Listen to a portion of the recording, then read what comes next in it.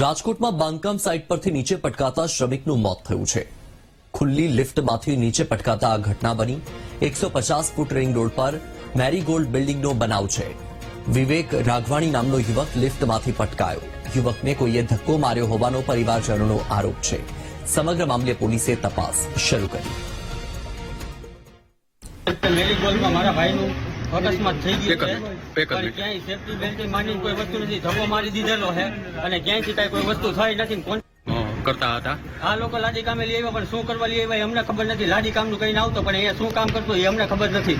ચોક્કસ કઈ રીતના બનાવ બન્યો કઈ એ ખ્યાલ અમને કઈ ખ્યાલ જ નથી, કારણ કે અમે અત્યારે જે રીતના જોયું ફોટામાં એ રીતના કઈ દેખાતું નથી. સેફટીમાંથી ઉપરથી કોઈ ધક્કો માર્યો એવું દેખાય, માથામાં ખીલા ઘડી ગયા. તપાસ કરવાની કીધી, તપાસ થઈ જશે. પોસ્ટમોર્ટમમાં ડેડ બોડી રિપીટ ન થાય ત્યાં લગી પછી કેસ દાખલ કરવો થઈ જશે. પોલીસ કન્સ્ટ્રક્શન એવું કીધેલું છે. ઓકે, આપની શું માંગ છે? આપણે કાયદેસર ન્યાય મળવો જોઈએ અને કાયદેસર કાર્યવાહી તંત્રમાં આની માટે થવી જોઈએ, કોન્ટ્રાક્ટર માટે.